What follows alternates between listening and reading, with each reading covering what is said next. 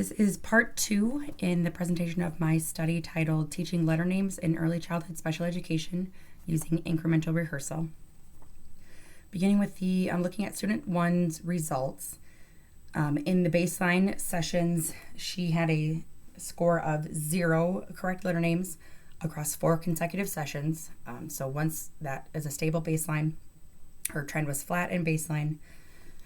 Upon the intervention starting, she had an increase. In the first 4 sessions, she got up to a score of 4 correct letter names. And then she had a decline in performance to around baseline levels again, back to 0 correct letter names to 1 correct letter name for the next 7 sessions. And then the final 3 sessions, she again had an increase to a score of 3 correct letter names. Overall, she had low variability in her intervention scores. Her trend, the trend line for her intervention using the split middle method, it was determined to be a flat trend line. And the percentage of non-overlapping data for student 1 was 71%. Looking at student 2, in baseline, she had an unanticipated score of 2 correct letter names for the first baseline session, and then a score of 0 on the next 5 consecutive sessions. So once she had that stable score of 0, I started intervention. Again, she had low variability in her scores. The first 7 sessions in intervention, she stayed around her baseline scores, 0 to 1 correct letter names. And then at sessions 8, 9, and 10, she had a little bit of an increase to a score of 2 correct letter names. And then she had a return to around baseline again on the last 2 sessions.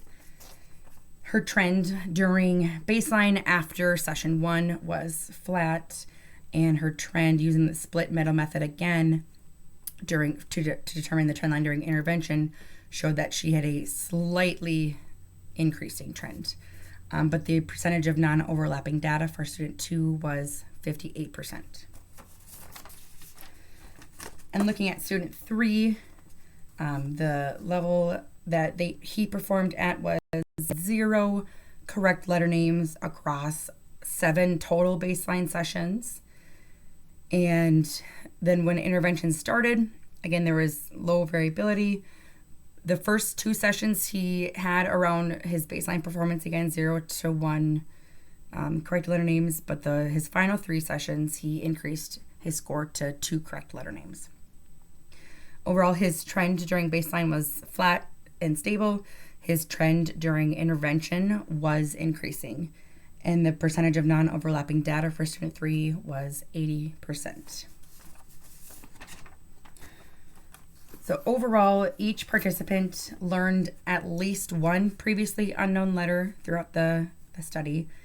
Although this number it's significantly lower than other studies using IR, and the amount of time that needed in order to learn these letters was significantly longer.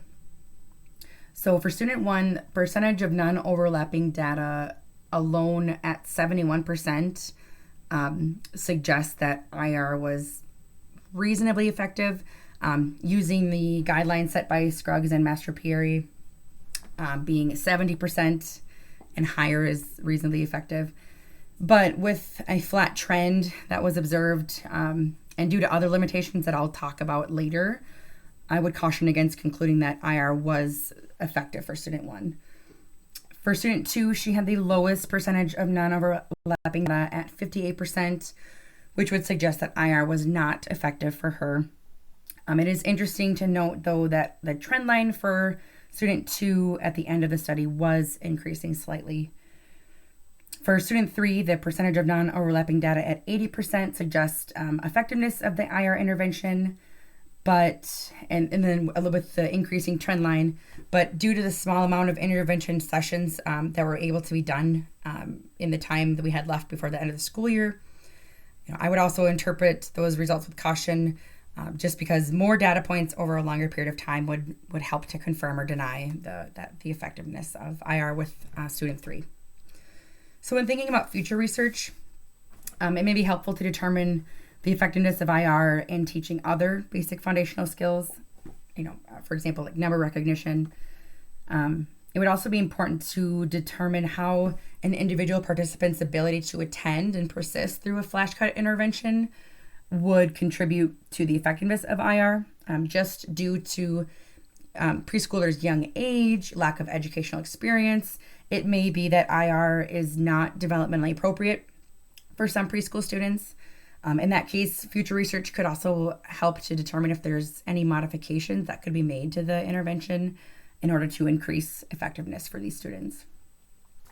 Some limitations to this study. The first one is that the study had a small amount of participants. So the results from this study can't be generalized to larger or more diverse populations.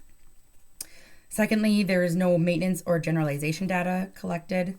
There have been some other studies that have included maintenance and generalization data, and they've determined that IR might be more effective than other flashcard interventions in those areas of maintenance and generalization, but this study does not support that claim.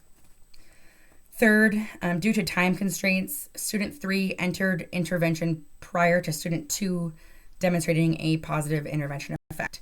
So this study is lacking in the replication of intervention effects.